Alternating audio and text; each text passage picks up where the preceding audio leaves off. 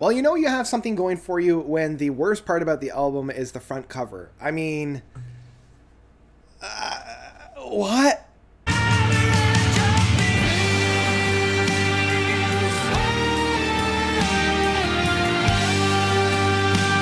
The Uncrowned King Part 1 by Evership. So, Evership is a really interesting kind of a project from Shane Atkinson, and I think I got that right. Shane was a behind-the-scenes producer and mixer for a number of bands throughout the years, and then he decided, I'm going to do it my own, and he put out the first one of Evership, which was a kind of a reworking and a realization of a lot of demos that he had worked on for a very, very long time. And it really did surprise me. It came out in 2016 and was a great, great album. He then followed it up in 2018 with Evership 2, and I was a little hesitant about that. I mean, whenever a artist comes through with material, like a legacy of material behind him, and then puts out an album with that material, I always wonder if it will stand on its own when a second, like a follow-up comes and he doesn't have that crutch to lean on. But Evership 2 actually turned out to be just as good, if not maybe better, than the original.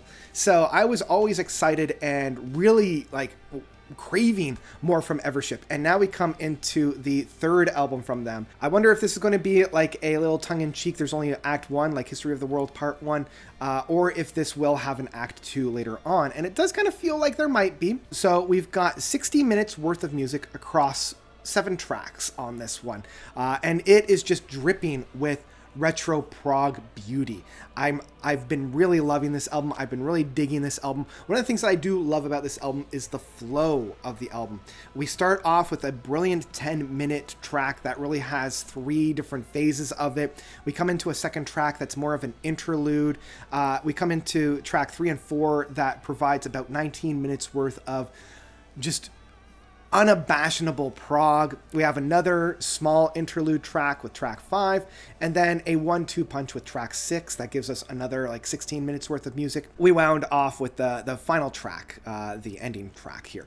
So I'm going to talk a little bit more in depth, but one of the things that I wanted to talk about right from the beginning was the structure, the flow of this album. Even though it's about an hour's worth of music, it's constructed in a way that doesn't feel the runtime at all. It feels like it feels like about a half hour's worth of music.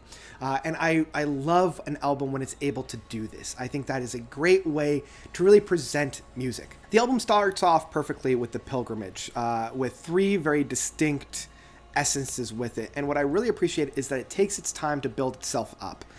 It's very atmospheric, it's very impressionistic, to open up the doors for the opening suite here, which then allows it to really burst forth with the noodling of the keyboards that are very, the synth sounds within that, with a deep chugging guitar. The two are blended very, very well to showcase that Shane on the keyboards really knows what he's doing, allowing the lead guitars of his brother, I believe, of James Atkinson to, it says that it's 3B that's the lead guitars on there, so it might actually be John Rose with lead guitars. He's got a lot of people coming in here. But yeah, I love how it's able to really usher forth. So you have this bow, bow, bow, bow on the guitars with a very high octave keyboards that's like doodle doodle doodle doodle doodle, and it's the blending of those two that always makes my heart sing. It's what I always look for when it comes to this style of retro prog, and it's masterfully done. And then we have the overlays of vocals that are coming in with Bo West, and Bo's singing styles are brilliant on this. I love his styles, I love his techniques, I love how he's able to really command his voice and let it sing and let it soar. Beautiful, beautiful outlets on there, and I love this 10-minute journey that we have with The Pilgrimage. It really is a pilgrimage in that sense. It really does flow and ebb in such a great way. And then we come into the second track of The Voice of Waves, which really is just an interlude. It's reminding me of a Arthurian fable, The Voice of waves being like the Lady of the Lake, which then is reprised in the voice of the Evening Wind, which is the 5th track, the second interlude. So then we come into the 3rd track of, it's kind of split into 2, Crown, Shine, and All the Time. This 1-2 punch might not be my favorite of the stretches, but at no point does this track ever drag. And it really says something that out of all the 3 big epics, or I guess 4 big epics on here, this one is my least favorite, but it still has a great ebb and flow. I love the prog that we have on here. Again, this is the prog that I love. I feel like I'm that wandering individual in the desert, and they're given their first drink of water, and it just fills me up so well. It nourishes, and that's probably a good descriptor of this. It really nourishes the soul when it comes into this. Then we come into the 4th track, and the 4th track is probably my favorite of the Tower. I really love where this goes. I find myself humming and singing. It is catchy, it is memorable, it is chunky. It's got everything that I hope for when it comes to this kind of prog outfit. I feel the builds and the crescendos are very satisfying. I love everything about this track. And then we come into, as I mentioned, the voice of the Evening Wind, which is another interlude. It just kind of allows you to take a quick breath before coming into the next big epic, which is yet to come, and it might be. These are really, like the 6th track is really a 1-2 punch. They really are 2 tracks that are just not separated.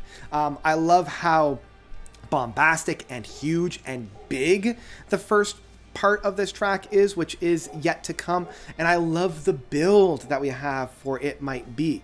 I feel like Yet to Come has this brilliantly soothing big moment, which is a little bit of a juxtaposition. I love how big the track gets and how massive it is, while also being very soothing. Like it's as though you're lying on this massive field of grass with this, a very bright and sunny day, and the heat is just washing over you, but it's a very like somber and soothing aspect, even though it's this massive and grand thing. And then with It Might Be, I love how it starts off with just the guitar and it slowly builds itself up. The guitar work reminds me of something that Between the Buried and Me did with the Parallax Part 2 in the Grand Flight of Parliament, where it's this dun dun dun dun dun dun dun dun dun dun dun dun dun. Like it's a build, it's a chug, it's a climb, and I love where it goes. And this is really where Bo's voice shines, with his big delivery within that master crescendo of that build. I think it is so well utilized, and I love just how that song is enveloped within itself. The only criticism that I have of this album is that it doesn't end at It Might Be. Like, I feel as though they should have ended it right there, because then we come into Wait. And even though Wait is a good 5-minute track, and it really is kind of the single off of the track, and I do appreciate where it is within the concept of the album, like Wait is like, wait, there's still so much I need to say. I feel as though if this is part 1, like if this is act 1, I feel like this should have been held off and started the second album, because it just feels like it's a tacked on track at the end, because It Might Be was just a perfect ending of the album. And when I start listening to Wait, I'm like, this doesn't sound like it fits here. That's my only real criticism about this, but the music that's still found in Wait is still great. It is more of a single. I love the ebb and flow of this track. It's very catchy. It's very memorable. I just wish that it wasn't on this. If even it was like a bonus track. That's what I've got for the Uncrowned King. Overall, I've been loving this album. I've been craving for some good retro prog this whole summer. And I was sleeping on this because this was released, back in May.